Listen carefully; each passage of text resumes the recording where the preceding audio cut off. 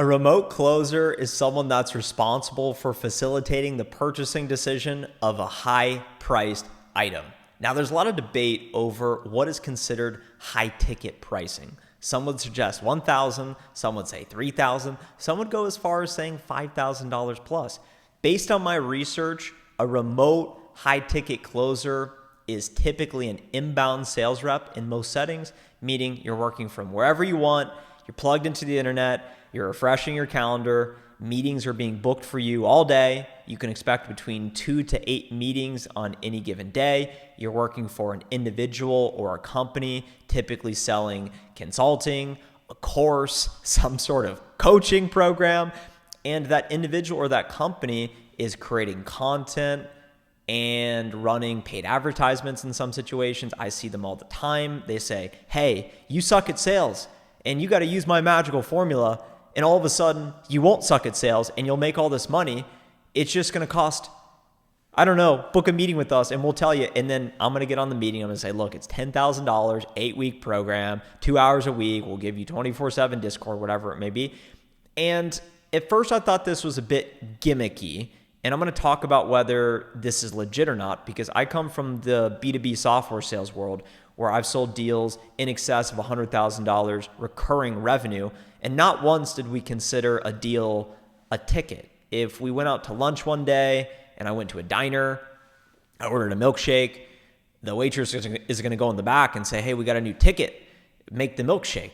And this is an inherent limitation. If the product you're selling is considered a ticket, naturally it's going to be lower pricing. So unless you have high volume to make up for this, then your income capacity is inherently going to be limited. I'm not saying this is a pro, I'm not saying this is a con, but if you can expect to make between 8 and 15% commission rate and you're closing a few deals a month, you could probably expect to make between $0 and $20,000 depending on your opportunity.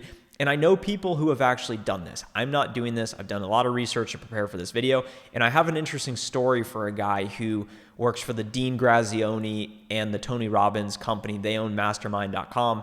And that's basically a definition of this. So more to come on that. But what you need to know that I thought was really interesting is there's two main disruptions and innovations happening right now that make a remote high-ticket closer possible. This is where all the jobs are coming from. Agencies, and then also the coaching world with the courses and the consulting in many respects, because people are changing how they consume content and allocate their attention. It's no surprise that the most visited websites in 2023 were TikTok, Facebook, Instagram, YouTube. So if that's where all the attention is at on these digital mediums, that is where all the advertising dollars are going. So if there's advertising and a lot of demand in a particular area, naturally there is going to be an opportunity to offer social media marketing services, and these services are going to need remote high-ticket closers to go win some business for them. And then the other main innovation is the way in which people are learning.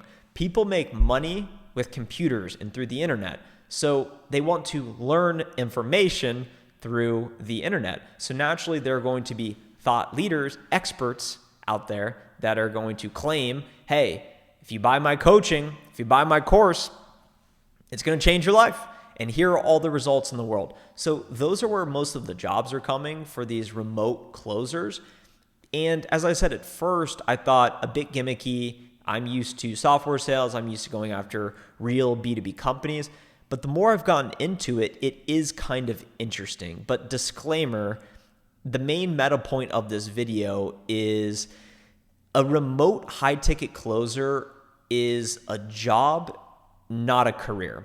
And I define a job as something you trade your time for to make money. And it can be fine. If you're 18, you have no experience, and you find an opportunity to do some remote high-ticket closing, maybe that's fine for your situation. But what I would encourage you to look out for is a career. And I define a career as an opportunity vehicle where you can increase the amount of money you make over time. So for example, you start at a fast growing software company right out of college, like me as a sales development rep, making $50,000. And then within 4 years, by age 26, you're making $302,000 of verified W-2 income. I've posted my tax return many, many times because there is career progression. You're able to start somewhere making a fixed pay salary while also earning some sort of variable pay commission. And if you perform, you're able to promote and get to the next level, get more responsibilities, and ultimately make more money. If you are working in a situation in which you're a high ticket closer and you're working for, let's say, a small company that sells a course or coaching, the product differentiation in the value and the impact, in my view, is naturally limited over time, and the margins will be competed away. They're not typically organizations, meaning the software company I worked at had 1,000 full-time engineers, so they're constantly revamping the technology. If you're working for a mastermind guru expert coach that's selling a $10,000 course, all right, well, maybe they can create another course, but how valuable can you actually make that course over time? It really is just a marketing scheme in many ways. That's what I believe it is. So if you go do this and you're working for an individual that owns the company, quote unquote, and they're selling a course and you are the remote high ticket closer, if you do really well, you'll make some money, you'll make some commissions. But a year from now, 2 years from now, where will you be? Will you be above the boss? No. Maybe you will have learned how to go create a course of your own and you're going to go sign up for some school circle community or do something crazy where you're doing these emails and whatever. You're trying to sell your own stuff. And that's what a lot of these guys do. And that's why I don't think it's very sustainable, because it's not a true career with career progression. And you're not actually learning the real skills that are valuable to the marketplace. Let me give you a real example of this. I offer coaching, and I'm not trying to sell you on coaching right now. There's not even a link in the description below, but a lot of people book my coaching through my LinkedIn page, and there was a sales rep for mastermind.com. Epic domain. It's Tony Robbins' company and Dean Grazioni, which is another one of the internet marketing guru expert guys. And he's like, yeah, man, there's no opportunity for me to promote. If I can do well, but I'm not really doing well because it's hard to sell, and the people I'm talking to, it's just, they don't even know why they booked in the first place. And I talked it through with him, and we realized that there really was no career opportunity there. It's just a job. It's a way to make money. You're signing in and doing it and making some commissions. So some of you are probably thinking, okay, well, if I can work wherever I want and I can make some good commissions and I don't really need experience to do it, what if I dip my toes in the water and do it part-time, and I can then focus on my main thing, whatever it may be, creating an agency myself? I would not recommend not being all in on something. It's almost like saying, would Tom Brady be a good used car salesman? Imagine he's training for the games during the week. He goes and sells used cars on the weekends. He is Tom Brady, so he'd probably figure it out, but he wouldn't be that great at selling used cars, and it would actually diminish his ability to be great at football. He was so great is because he only focused on one thing. Put first things first. Keep the main thing the main thing. So if you're thinking, oh, I'm just going to jump in and do some remote high-ticket closing on the side, maybe you can make some money, but it's going to take away from your ability to identify a true career in which you can recognize transformational results in life-changing income that allows you to live downtown Austin, Texas on the 24th floor and pay $3,300 a month in rent and set up a cool YouTube setup like this and talk about remote sales ticket closing, because I gained real world sales experience. And that was through tech sales. So I wouldn't recommend going and finding a remote sales job selling a course or selling coaching, definitely not coaching, or definitely not consulting. Go sell for a company that has a differentiated product that is taking over a market, because that product will keep getting better over time. So it will be easier for you to sell in theory, and you will be able to sell it for more money over time and make more commissions. And if you're wondering, well, hey, do I need experience? Do I need a degree to do tech sales? You absolutely do not.